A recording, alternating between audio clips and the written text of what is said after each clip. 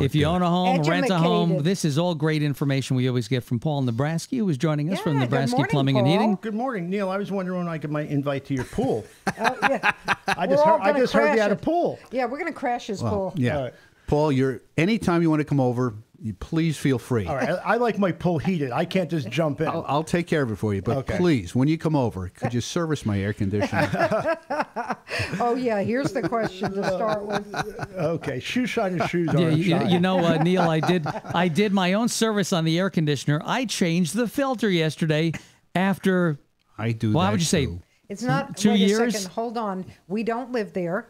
all right. Let's just say my cousin's allegedly taking care of the condo. And let me tell you this, that I'm amazed any air got through that. Exactly. Oh, my. It was Now, even I wanna crumpled see up, how you the know. electric bill goes down now. Yeah, well, now you can actually feel the breeze in the room. It was amazing. It's our biggest service call that shouldn't be a service call. Truthfully, Because people don't change the filter. because people. But don't- how much does a filter cost that from I Home do. Depot or something? $1.49. Hello.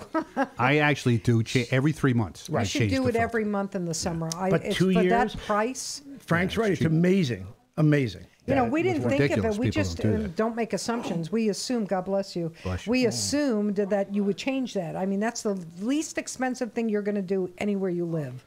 and we it's get it easy. all the time. Unbelievable. Yeah, it's an easy. I mean, I'm not the most mechanically inclined person, but it's an easy fix. Yeah. Unbelievable. All right, let me start because we had a lot of questions. We put it out there that if you want to ask Paul a question, now's your chance. And we had a lot of things come in, but I chose a couple of the ones. Well, Frank and I chose them, thinking, these are ones we hadn't discussed yet. So one of them is about wells. Now, we live in a very geologically rocky place here in New York. I think in New Jersey too. And so what are the costs? I mean, it depends on how far down they have to drill. There's so much that goes on with that. There's a lot that goes on with a well. Now, I do not drill wells. You use a well driller, okay? And with that well driller, say you need a new well. The average cost of a new well, say about 250 feet, is $4,500, okay?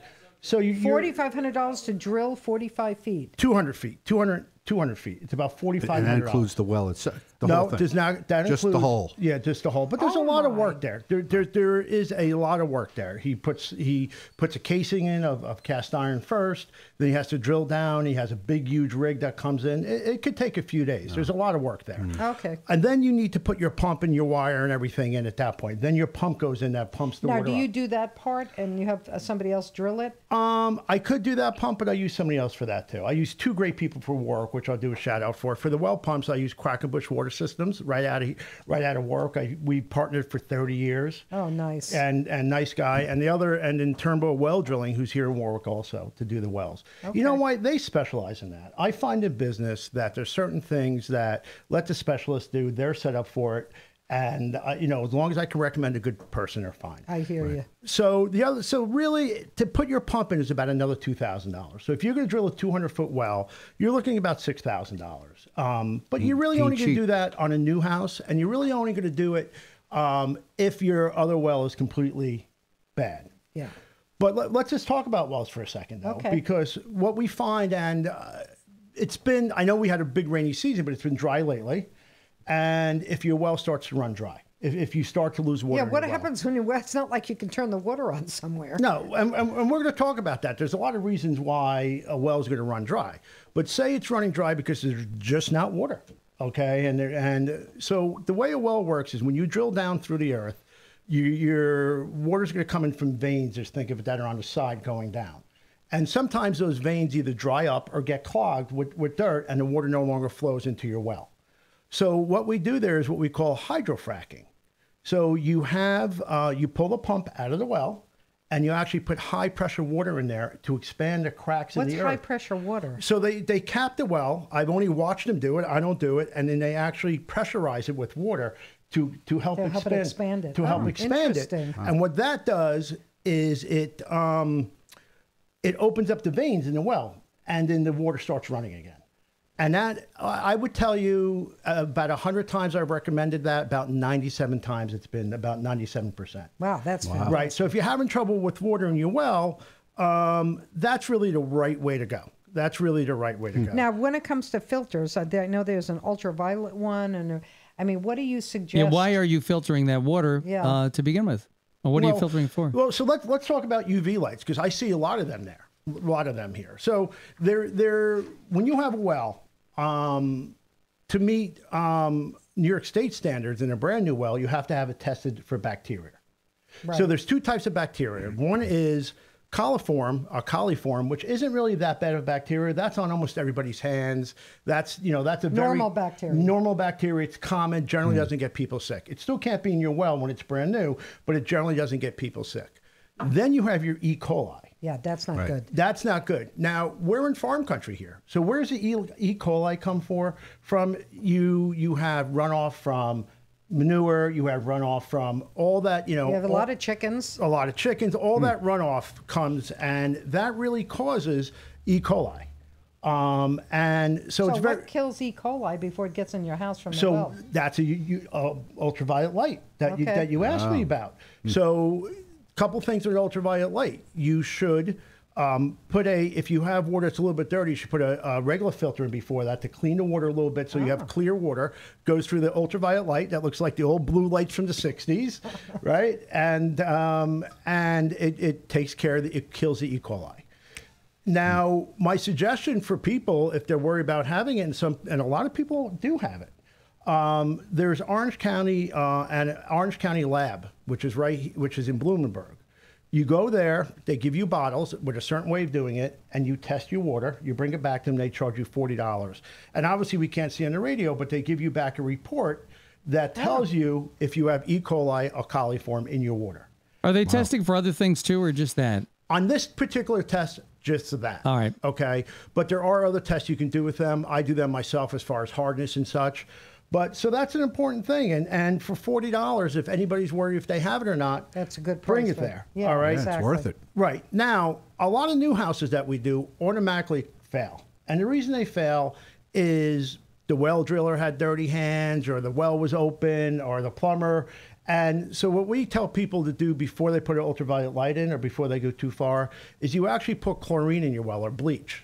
Okay, and you shock the well, and you let it run through your whole system of your house until it comes clean. You use a pull test kit to make sure that. So you put the chlorine down, say 2 gallons. Yeah. You run it in your house until the chlorine's out of all your pipes in your house. Then you retest before you spend, because an ultraviolet light is about $2,000 installed. Oh my gosh! Yeah, but easy, Taylor.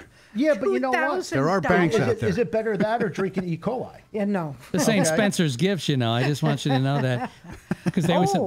Why is it $2,000? Now, where does the light go? Is it in the well, or is it in your house? No, the light goes. It's because you got to take apart the pump. You got to do a lot of work to put it in. Okay, but and you should put a filter in before. So with the filter, with that, it could go a little bit lower. You put it right before the water comes into your house. So out of your well tank. Right there before it goes in anywhere into your potable water into the house. And how long does that light last, and how do you know if it fails? So, great question. You should change it yearly. The newer ones actually have a countdown that will tell you it needs to be changed. How about on an app? And how hard of it? I'm sure it's in an app. How hard is that? A homeowner thing that they can change that bulb? Not really. Really? And is it an expensive proposition to change? No, the bulbs cost about $89, and it's a service call to do it. The problem we run into, there's so many different brands out there. So we actually have to go online and find people's brands and bulbs and all that. God forbid they made one size fits all. No, not even close. Really? And the bulbs are so fragile, I can't stock them because literally you break them and half the time. So that's really my suggestion with wells, and it's important. It's important. I would, if you are worried about that, go to Orange County. I can put it on my website, or I'll leave it with you, Taylor. All right.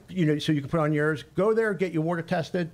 You go up there first. They give you a bottle. Then it tells you how to take the test, and you bring it back to them. And a couple of days to email your report. Now, Paul, you're talking about $2,000 to install a well in somebody's house. No, the ultraviolet light. No, we're talking about the well. Yeah, about $2,000 to put in a well in a house. If somebody were to connect to city water, what would the cost on that typically go? No, that's really easy. I mean, if you have city water, it's you're not talking easy. near $2,000. You're talking a couple $100 to run a wire, the pipe out to the street. Yeah, but the thing you're missing here is the taxes you pay to live in a village that you get municipal water from. Well, yeah, well, you know, I plus wouldn't you're know paying, anything about that. Yeah, not at all, right, Neil? but Listen, you're all you're things paying for created water, equal, though. I would rather have municipal water. Yeah, really I would would. think you'd be better off too. Oh, I feel I better was now. I was amazed, Paul, because we had a problem where the pump had broken in the house that we're in. I was amazed how deep that was and how long the cable was. I mean, literally, we went the whole length of the house and around all the way out to the road So just to that get it out of the probably cost you ground. between like $1,200 and $1,500 when you're That's- putting it replacement. It was right around there. Yeah, Exactly. yeah. You hit it on the head. That's a replacement. The new one needs all the new wire and all the new Oh, pipe. yeah. A replacement, you're just replacing the pump. Yeah, it was about $1,500. Yeah. Right, and they tend to last a knows long his time. stuff. But He Oh, no. no yeah, he was kidding. right on. That's where the guy was at. All right, so let's go to something else. I don't want to run out of time because we've got We Rita always run Rudner. out of time. I know. We got to have You're him such on an more interesting often. guy. That's what he it is. He has so much information. It's crazy. All right, so I don't know. Pick one. Which one do you want? I mean, we have. Hey, how about we haven't done any trivia? Oh, need okay. to let's do have some I'd trivia, rather Paul. have Oh, yeah, the trivia. man knows Go. his toilets. I got my trivia hat on. All right, we'll do toilets. All right, toilets. All right. Thanks. go into Thanks, the Neil. All right, toilet so already. all right. So how much does the average person use in water per day? Oh, good You- question. Is this just on the toilet or is No, this the house, The per house. house. Okay. Drinking, showering. I'm not Yeah. going to go there, Taylor, because I know. I would say 10 gallons a day. Average person uses with 100 the gallons shower. a day. What? Oh my God! Showers and everything, right? Showers and everything. And toilets is your biggest use of that. It's about 25% of the water usage in the house. Really? Wow. Right. And that's why the United States and you see it more in Europe all have these very, low flush toilets because toilets use the most I don't water. like those low pressure ones. Those make me nuts. I can't get the toilet paper down. Nobody loves them, but they're engineered better than they are now. Okay, and they do work now. I would imagine those double bidets, those use a lot of water. But truthfully, so Spoken from experience. Yeah, yeah. TMI. all right. Wait a second. So hold on. So now brought it up. here's a question. Here's a question. Talking about toilets and having toilet paper. So when you use the bathroom, right? How much does? And I know these things because I sit. Kohler Plumbing Company, biggest plumbing company in the world, 10 years ago asked me to sit on our plumbing advisory board. So I fly out to Kohler every year. I go there, and when they design the toilets, they have to do these tests. They have to actually measure this stuff to design their toilets. So one day, the guy's talking to us, and he one of the things where how much is the average person's, let's call it poop, weigh? Okay, and that so like so how's that I question? wouldn't have thought to ask that. Wait, are we allowed to talk about this? We now? can have that- because it helps you lose weight. You know, Well, it's wait, like that's another question. Frank always knows my question. all right. I want to hear the rest of this. Go ahead. No, Paul. there's Me no rest too. of it. The You just- average person per what's the answer? per event, I was going to say, would be about 1.2 pounds. You're close. It's a quarter pound, depending on the size of the person, to a pound. Okay. Wow. So that's why you weigh yourself after Well, you I poop. wait a long time. Yeah, that's why. So it's a. Right. That's Depends why how much you eat the day that's why before, too. When That's a lot of couple weight. times I went to Weight Watchers, everybody's in the bathroom first. Everybody, right? Yeah, The purge. first time you don't the first time you don't go to the bathroom, and you walk in with your heavy coat, and then the Oh, next my week, God. right? All right. And here's another question, and this doesn't work for me. All right. Now, how long does it take till you eat your food till it comes out the other end? The average person. Average person, Taylor, not you. Not me either. That depends on the person's anatomy. Some people On an if they average. eat This if is average. they eat enough fiber. That's why they're there's gonna an go average. within a half hour. That's why the word If is they don't, average. it could be about 2-3 hours. That's the average. So what is the average? So I'm going to say. this is what I researched this because I didn't believe it. They said I said about 2 days. in the research 33 hours. I was Right. going to say, 33 Right, hours for 'cause your you- body to digest. There's something wrong.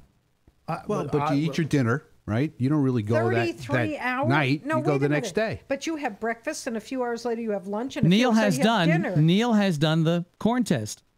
What's the test? corn? You eat wait, some the corn, and the next thing you know, when does it show up? 33 hours later. Yeah, I actually have my watch. I check it. 33 hours. That Then you're doesn't seem average. right. I'm sorry. No, it takes a while to process all You that. got You three know. meals in you. How do you But not it go takes to a the while bathroom? to get through your body.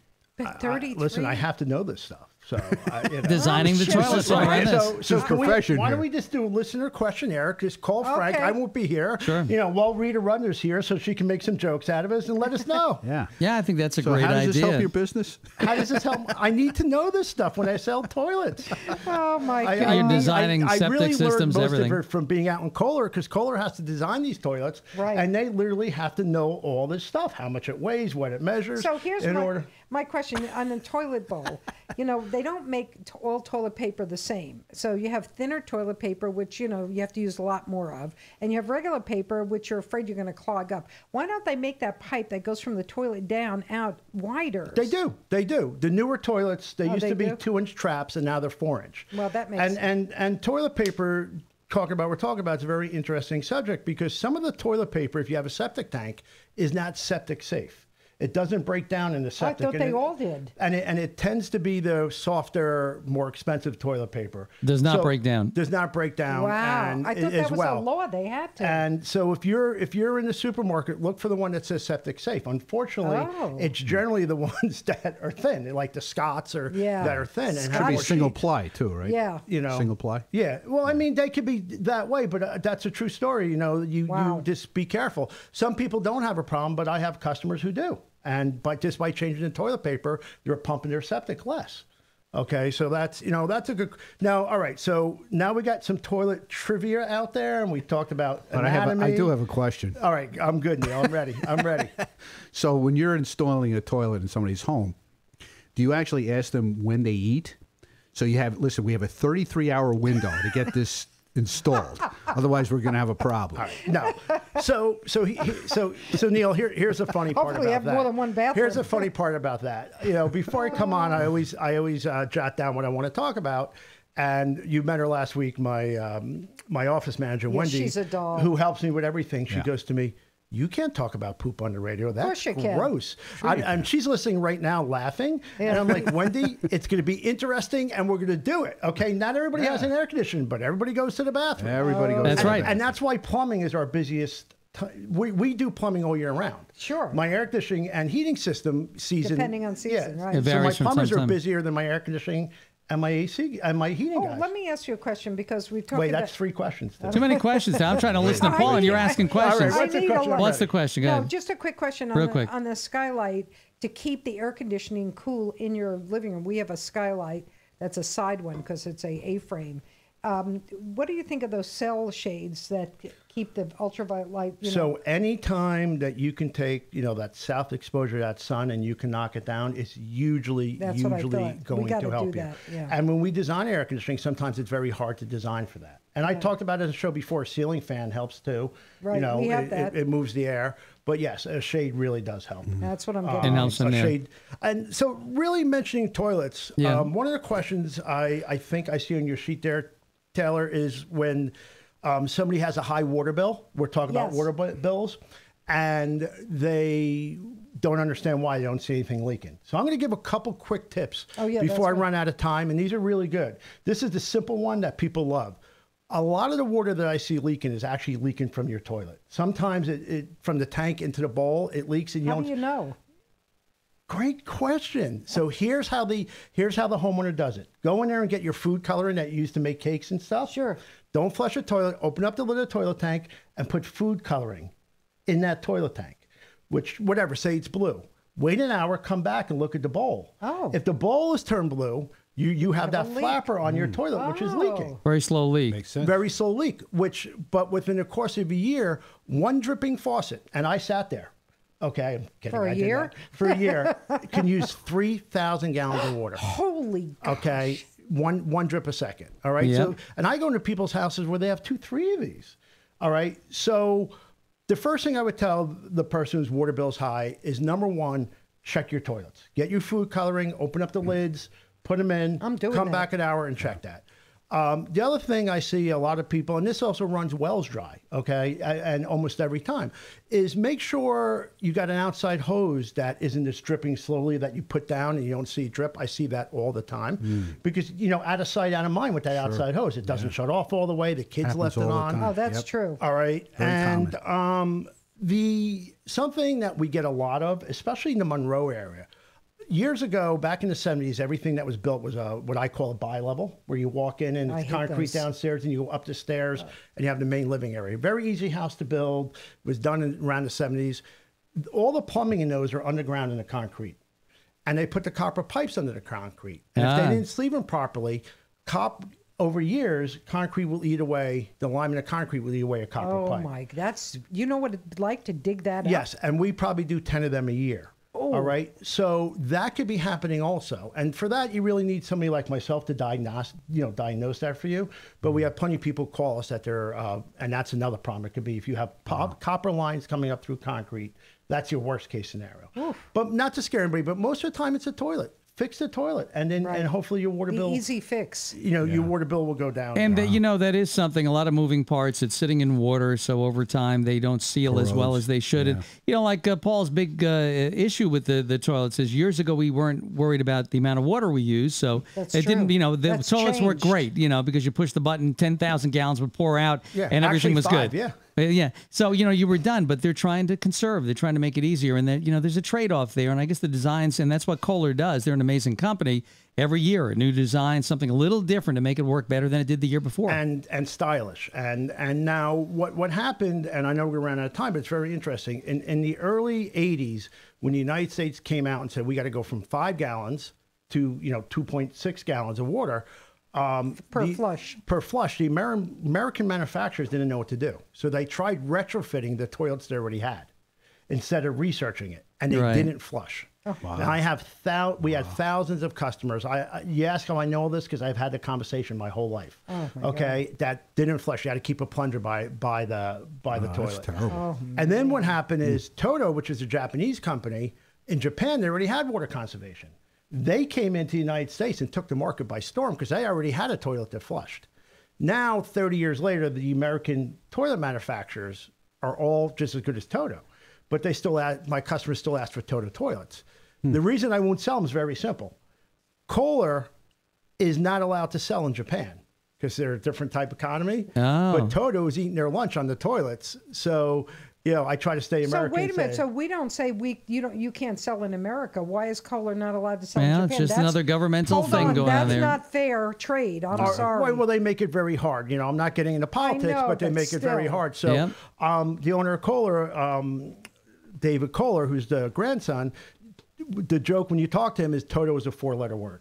So I just thought it was an interesting story. Interesting. So now any new toilet you buy is going to flush well. That is quite amazing. Paul, obviously the expert on toilets. I hope we've learned something today out there. I learn every time he comes on. We need him on more than once. True. We got through 2 questions out of all the ones you have on your sheet. We had a ton of questions. Yeah, we can go on for days with this because there's just so much, and everybody goes through this in their own homes or apartments. Even if it's an apartment, you're dealing with it. We're going to have to take some of these questions for all next time. All right, I'm trying to get Paul to do 2 of these. If Paul would like, if people would like to get in touch with Paul to, find out more, because you have free estimates, you got all these ideas where you can help people out. What's the best way to get hold of Nebrasky? The best way is the website, paul@nebraskyplumbing.com. Or nebraskaplumbing.com at the website. Oh, that's my email. Yeah, now I'm going to get a ton of emails. Yeah, there you go. Well, that's good. He'll answer the questions. He'll take care of you with driving. that. They and forgot Paul, to write it down. areas that you go, you also do go into New Jersey, right? Absolutely. Yeah, so you'll take it from there and go from there. Perfect. And I would assume a little bit of rules and regulations from state to state are a little bit different too, right? Different and bit of a pain. Believe it or not, Jersey's easier to work in. New Jersey. Oh, no, I would not find that difficult at all. New York is like the we don't want your business state. It's like forget it no matter what it is. Neil will attest to that. Absolutely. Jersey always makes it just that little bit easier. Yeah. Yep. Not with everything. Well, name one. A lot of things. Well, realize about Jersey, they have a state license for plumbing, and New York doesn't have a state license. What? Yes. It's town by town. And or county by county. Orange County does not have a plumbing license. It's the most amazing thing in the world.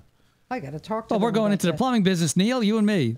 Oh, yeah. Good. This is going to be great. You buy the truck, I'll get the pipes.